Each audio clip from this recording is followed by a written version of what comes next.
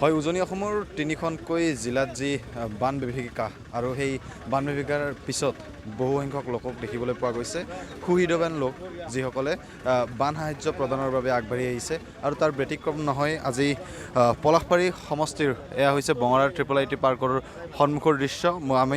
মোৰ কেমেৰাৰ সহযোগী ৰোমেন দাসে দেখুৱাবলৈ সক্ষম হৈছে এয়া পলাশবাৰী সমষ্টিৰ বিধায়ক হিমাংশু শেখৰ বৈশ্যৰ নেতৃত্বত প্ৰায় 15 লক্ষাধিক টকাৰ যি বান সাহায্য, সেই বান সাহায্য বৰ্তমান তেওঁলোকে এনেদৰে সাজু কৰিছে। আৰু আজি এই স্থানৰ পৰাই বৰ্তমান সেই যি উজনি অসমৰ সেই বান বিভীষিকা হোৱা বা বান আক্ৰান্ত ৰাইজৰ মাজলৈ তেওঁলোক যাব। আৰু বৰ্তমান এই যি ট্ৰাকসমূহ, বান সাহায্য ভৰি থকা যি ট্ৰাকসমূহ, সেই ট্ৰাকসমূহ তেওঁলোকে ইয়াতে সাজু কৰা পৰিলক্ষিত হৈছে। আৰু বৰ্তমান যিহেতু মই মোৰ কেমেৰাৰ সহযোগী ৰোমেন দাসে দেখুৱাইছে বৃহৎ সংখ্যক বান সাহায্য লৈ বৰ্তমান আগবাঢ়িছে। আৰু কিছু সময়ৰ পিছতে এই দুখনকৈ বাহন ৰাওনা হ'ব উজনি অসমৰ দিশে। আৰু মোৰ লগত বৰ্তমান মোৰ লগত বিধায়ক ডাঙৰীয়া আছে, আমি তেওঁৰ পৰাই জানিবলৈ চেষ্টা কৰিম।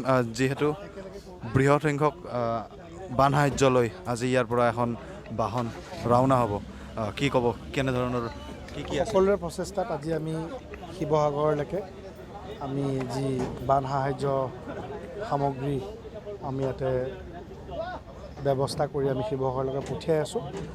মই ভাবোঁ যে যি এই মহাপ্ৰলয় সংঘটিত হৈছে, এইটো এটা আমাৰ কিঞ্চিত এটা অনুদান, যাতে সেই অঞ্চলৰ ব্যক্তিসকলে যাতে কোনো অসুবিধাত নপৰে।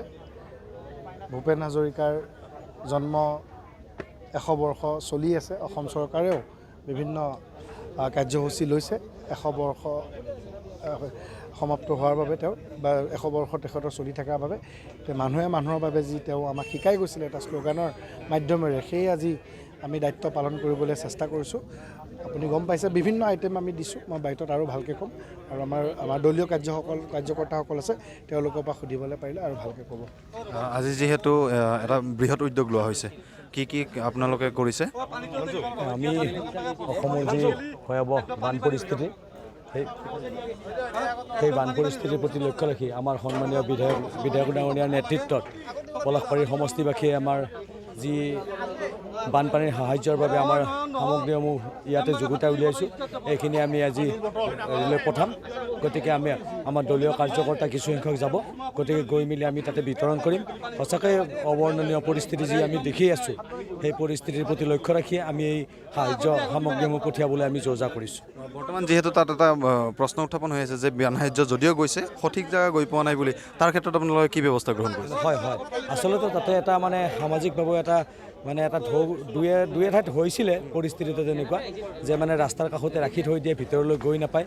গতিকে তাতে যেতিয়া তাৰে লোকেল কাৰ্যকৰ্তাসকলে সেইখিনি কৰে, তেতিয়া আমাৰ যিখিনি সামগ্ৰী লৈ যায় সেইখিনি ভিতৰলৈ যোৱাত অসুবিধা হৈছিল। কিন্তু তাৰে স্থানীয় প্ৰশাসন আৰু যিসকল জনসাধাৰণ আছে, জনসাধাৰণে সেইখিনি সামগ্ৰী ভিতৰলৈ লৈ যোৱাৰ ক্ষেত্ৰত তেওঁলোকে যিখিনি চেষ্টা কৰিব লাগে গোটেইবিলাক লৈ গৈ এতিয়া ভিতৰ পৰ্যন্ত সামগ্ৰীসমূহ বিতৰণ কৰি আছে। জানিব পৰা মতে আপোনালোকৰ যিহেতু দলীয় কৰ্মকৰ্তাও তাতে আক্ৰান্ত হৈছে, তথাপিও কিন্তু এই যিটো প্ৰগ্ৰেম বা অনুষ্ঠান আপোনালোকৰ, সেইটো বা ৰাইজৰ মাজত, প্ৰকৃত ৰাইজৰ মাজত, বানাক্ৰান্ত ৰাইজৰ মাজত যোৱাৰ ব্যৱস্থা কৰা হ'ব বুলি শুনিছোঁ, এই ক্ষেত্ৰত কি ক'ব? নাই, এইখিনি প্ৰকৃত ৰাইজৰ মাজত যোৱাৰ কাৰণে আমি ব্যৱস্থাখিনি কৰিছোঁ। কাৰণ চাওক, আজি যিটো ভয়াৱহ পৰিস্থিতি সঁচাকৈ আমি টিভিত দেখি আছোঁ, ছ'চিয়েল মিডিয়া মোবাইলত দেখি আছোঁ। গতিকে যিটো আমি দেখি আছোঁ সেইটো সঁচাকৈ অবৰ্ণনীয়। গতিকে আমি সকলোৱে আমাৰ চাই থাকিলে চকু ওলালে ঘৰৰ ভিতৰত যেনেকুৱা অৱস্থা। গতিকে আমি সেইকাৰণে বান আক্ৰান্ত যিখিনি মানুহ, পশু পক্ষীয়ে হওক, আমাৰ চৰাই চিৰিকটিয়ে হওক, জীৱ জন্তু হওক, সকলোৱে আমি যাতে পঠাব পাৰোঁ এই সামগ্ৰীসমূহ, সেইকাৰণে আমি ব্যৱস্থা কৰিছোঁ। আমি একেবাৰে যাতে আমি ভিতৰুৱা অঞ্চললৈ আমি এইখিনি সামগ্ৰী প্ৰেৰণ কৰিব পাৰোঁ, তাৰে আমি ব্যৱস্থা কৰিছোঁ।